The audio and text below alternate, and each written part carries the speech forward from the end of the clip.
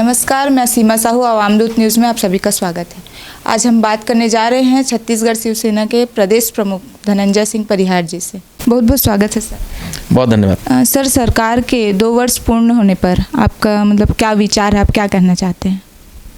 2 साल सरकार के हैं, कांग्रेस के 2 साल हो गए। 15 साल पहले जो गुजरे उसका भी पूछ लेना चाहिए था सबको कि रमन सिंह की सरकार में क्या हुआ था।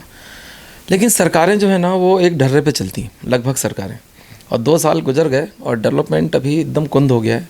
डेवलपमेंट कुंद होने के पीछे भी बहुत सारी वजहें हैं, और वजह सबसे बड़ी तो कोरोना है। फिर सेंट्रल गवर्नमेंट से जो फंडिंग आना चाहिए वो फंडिंग नहीं आ रही है। जो जीएसटी लगाई सरकार ने, जीएसटी नहीं आएगा तो स्टेट गवर्नमेंट चलेंगी कैसे? तो गवर्नमेंट का जो फंड रेजिंग है स्टेट गवर्नमेंट का वो बहुत कम है, तो डेवलपमेंट अभी एकदम जीरो दिख रहा है, मतलब कहीं नहीं दिख रहा है। और जो डेवलपमेंट जो होना चाहिए था वो अभी बहुत कम है। सर, महिलाओं के ऊपर जो अत्याचार हो रहे हैं और राजधानी में जो अपराध धीरे धीरे बढ़ते जा रहे हैं, उसके लिए शिवसेना क्या कर रही है? नहीं, हमारी पार्टी तो देखिए सत्ता में है नहीं, ना हम विधायक हैं ना हम सांसद हैं। हम लोग जितना विरोध दर्ज करा सकते हैं गवर्नमेंट में हम उतना विरोध दर्ज कराते हैं।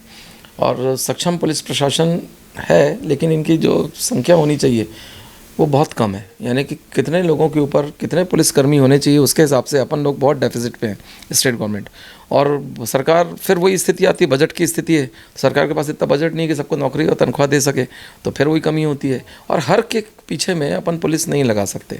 ये सवाल ये है कि जो अपराधी जिनके रिकॉर्ड्स हैं, जिन लोगों ने अपराध किया हुआ है, खासतौर पर महिला से संबंधित अपराध, या ऐसा कहीं सूचना भी मिलती है तो उसकी त्वरित जाँच होना चाहिए। और ऐसे लोगों के ऊपर बहुत नज़र रखना चाहिए कि जो लोग एक बार कारित कर चुके हैं छेड़छाड़ या इस टाइप की कोई भी अपराध, अगर उसमें नहीं फंसे तो फिर उसका अगला स्टेप लेते हैं। उसके पहले उनको अपन लोग पकड़ें और उन लोग का जैसे बदमाश होते हैं निगरानी बदमाश, वैसे में उनकी नाम डालें गांव क्षेत्रों में भी। जैसे कि जब लोग थाना जाएंगे तो थोड़ा सा डर भय उसका बना रहेगा। ऐसा करके अपन लोग महिलाओं के प्रति हो रहे अपराध में रोक सकते हैं। हम तो सरकार को ये प्रस्ताव ही दे सकते हैं, बता सकते हैं कि ऐसा करना चाहिए। और अपराध अगर बढ़ते हैं तो उसमें थोड़ा सा दोष बेरोजगारी का है, ऐसा मुझे लगता है। सर, आउटसोर्सिंग को लेकर आपके क्या विचार हैं? आउटसोर्सिंग तो हम लोग बहुत विरोधी हैं। हम लोग को लगता है कि छत्तीसगढ़ में कोई भी उद्योग लगे, कोई भी काम हो, उसमें छत्तीसगढ़ियों को रोज़गार मिलना चाहिए। और हम लोग की लगातार पुरजोर कोशिश रही, आज की नहीं, बहुत रेगुलर कोशिश रही कि छत्तीसगढ़ में 60-20-20 का अनुपात के हिसाब से इंडस्ट्रीज़ में रोज़गार के अवसर पैदा होने चाहिए। 60 होता है जो स्थानीय, जैसे हम बस्तर गए थे, अभी नगरनार में हम लोगों ने प्रदर्शन किया, या अगर हम कोई प्रदर्शन अंबिकापुर सरगुजा साइड करेंगे तो हम बोलेंगे पहले ट्राइब्स को, पहले वहाँ पे आपको 60% ट्राइब्स को देना पड़ेगा, 20% वहाँ पर छत्तीसगढ़ी को, और 20% आउटसोर्सिंग जो बाहर से टेक्निकल स्टाफ आता है। लेकिन जब हम छत्तीसगढ़ में आएंगे, कांकेर से इस पार आएंगे, तब हम बोलेंगे यहाँ 60% छत्तीसगढ़ियों को रोज़गार मिलना चाहिए। और छत्तीसगढ़ में बड़ी संख्या में बेरोजगार पंजीकृत हैं और बड़ी संख्या में लोग पास आउट होकर निकल रहे हैं जो टेक्निकल स्टाफ है।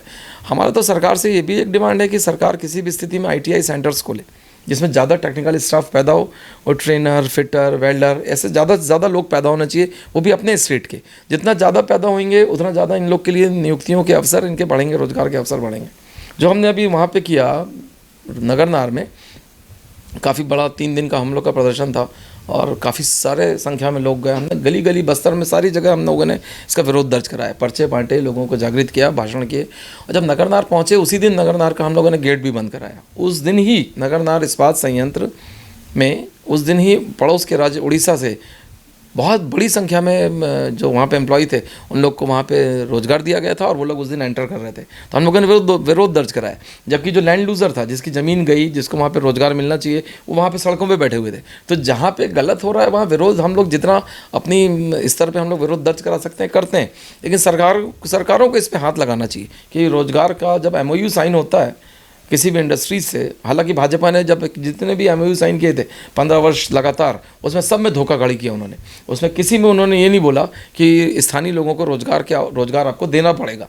लेकिन मैं इस सरकार से, मेरे को लगता है थोड़ा छत्तीसगढ़ी प्रो सरकार है, इस सरकार से हम लोग का तो यही एक वो है कि आप लोग किसी भी स्थिति में रोज़गार, जब किसी के भी साधन बनते हैं, फैक्ट्री डलती, कुछ होता है, उसमें रोज़गार के अवसर छत्तीसगढ़ियों को मिले, लोकल लोगों को मिले। इसका प्रेशर सरकार की तरफ से होना चाहिए। सर, छत्तीसगढ़ जब से बना है तब से और अभी तक में किसकी सरकार ने सबसे ज़्यादा छत्तीसगढ़ के लिए काम किया?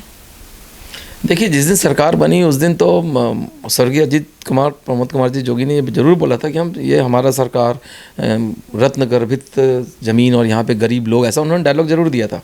लेकिन उसी ज़माने से छत्तीसगढ़ में बड़े उद्योगपतियों का बुलाना, आमंत्रण देना इन्होंने चालू किया था। ये आमंत्रण लगातार भाजपा सरकार जो अभी 2 वर्ष पहले हटी है, जब तक लगातार जारी रहा। तो स्थानीय लोगों के लिए या छत्तीसगढ़ के हित रक्षा के लिए, संस्कृति रक्षा के लिए सिर्फ दिखावटी के अलावा कोई वर्किंग नहीं हुआ। और हम लोग को याद है जितनी बार छत्तीसगढ़ का निर्माण दिवस मनाया जाता था, मेला भरता था, हर मेले में कभी कोई बॉम्बे से कलाकार, कभी कोई कहीं से कलाकार, ये लगातार आते थे और लाखों करोड़ों रुपए का इन लोग का फंडिंग जाता था। बड़े बड़े बैनर पोस्टर्स लगते थे और लाखों रुपए के बिलिंग पास होते थे। इसका हम लोग का विरोध उस ज़माने से था। हम लोग को लगता था कि स्थानीय कलाकारों को ही यहाँ पे प्रमोट करना चाहिए। बड़ा मंच अगर स्थानीय कलाकारों को मिलेगा तो प्रमोशन होगा और उन लोगों का संस्कृति, अपने छत्तीसगढ़ की संस्कृति बचना चाहिए। जो संस्कृति हमारे यहाँ पे रग रग में है, ग्रामीण क्षेत्रों में, वो उसको हाईलाइट करना चाहिए था। और मुझे लगता है कि अभी जो छत्तीसगढ़ की सरकार है, इन लोग का थोड़ा सा रुझान छत्तीसगढ़ी लोगों के प्रति है, कंपैरिजन में थोड़ा सा ज़्यादा है। सर, शराबबंदी को लेकर आपके विचार बताइए। देखिए, शराब एक ऐसी चीज़ है जो किसी भी स्टेट को रन करती है, खासतौर पे अपना छोटा स्टेट है। शराब होता है, सेल्स टैक्स होता था और एक होता था रजिस्ट्री जहाँ से होती हैं। और ये तीनों मद में से एक मद तो पहले ही जा चुका, सेल्स टैक्स को बंद किया जा चुका और सेल्स टैक्स चला गया सेंट्रल गवर्नमेंट के पास में, जीएसटी। वही जीएसटी जिसको हम लोग हर चीज़ में पटा रहे हैं और उसी से फंडिंग आती है स्टेट गवर्नमेंट को रन करने के लिए। वही पैसा पिछले कई महीनों से नहीं आ रहा है, तभी स्टेट गवर्नमेंट की चाल जो है बहुत सुस्त है, तभी सरकार को गोबर बेचना पड़ रहा है। लेकिन शराब से जो राजस्व आता है, ये बहुत बड़ा राजस्व है, जो प्योर राजस्व होता है स्टेट गवर्नमेंट का, जिससे विकास कार्य भी होते हैं और इंफ्रास्ट्रक्चर भी चलता है। अगर शराब बंद करेंगे तो हमें कोई आपत्ति नहीं है, शराब बंद कर दे गवर्नमेंट। लेकिन शराब के नाम पर आप वोट्स वसूली अगर करते हो तो हमारा इसका विरोध है। शराब अगर लगता है कि इससे बुराई ज़्यादा हो रही है तो आप बंद कर दो। और शराब अगर बंद हो गई तो क्या देश में दुर्घटना खत्म हो जाएंगी, क्या अपराध बंद हो जाएंगे? अगर ऐसा होता है तो हम तो बिल्कुल बोलते हैं कि बिल्कुल बंद करना चाहिए।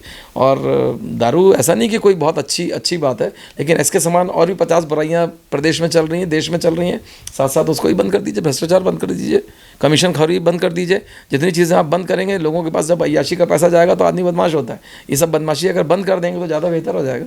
दारू तो एक खाली निशाना है। बहुत बहुत धन्यवाद सर हमारे न्यूज़ में बने रहने के। आपका बहुत धन्यवाद। अब तक के लिए बस इतना ही। इसी तरह की तमाम छोटी बड़ी खबरें देखने के लिए देखते रहिए आवाम दूत न्यूज। हमारे चैनल को लाइक, शेयर, सब्सक्राइब जरूर करें और नए न्यूज अपडेट के लिए दबाएं बेल आइकन।